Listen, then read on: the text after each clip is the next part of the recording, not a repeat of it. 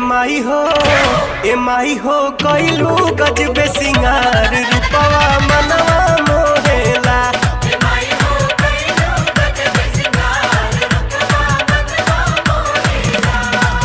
चमकेला चंद्र बदनिया लागेलो माई दुलहिनिया लीलरा पबिंदिया सोहेला कि लीलरा पबिंदिया सोहेला।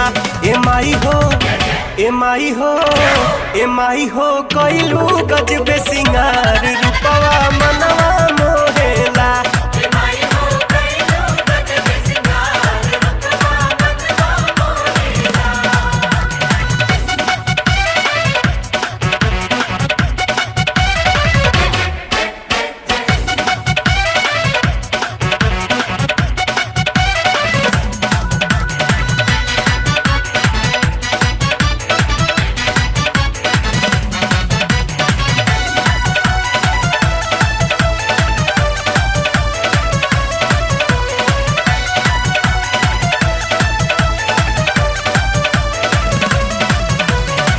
चमकेला कान में कुंडल चमकेला चमचम टीका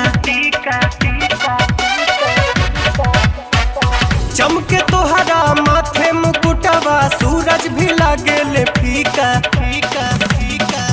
लागेला ऐसन झुलनिया बरखा में नाचे मोरनिया माई के दर्शन पावेला माई के दर्शन पावेला। ए माई हो कइलू गजबे सिंगार रूपवा मनवा मोहेला।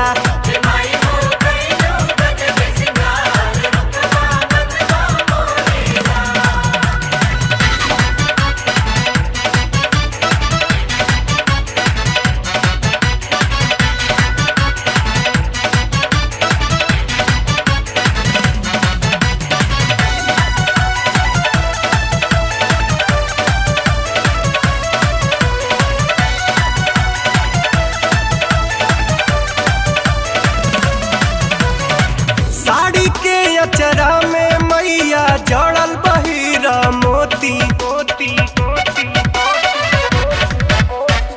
तीनों लोग या दसों दिशा में चमकेला एकर ज्योति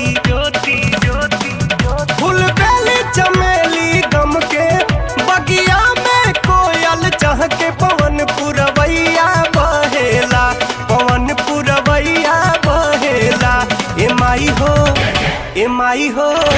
ए माई हो कइलू गजबे सिंगार रूपवा मनवा मोहेला।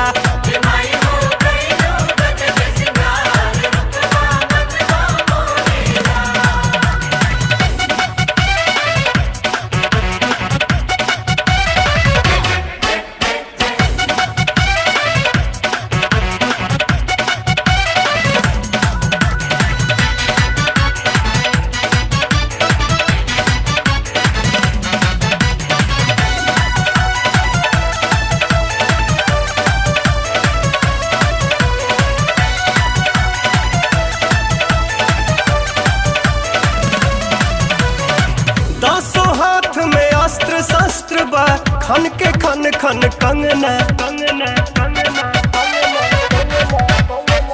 चेहरा पर मुस्कान गजब के बाटे कोमल नैना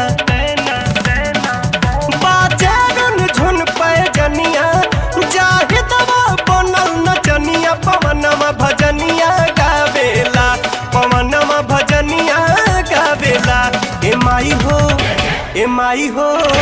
ए माई हो कइलू गजबे सिंगार रूपवा मनवा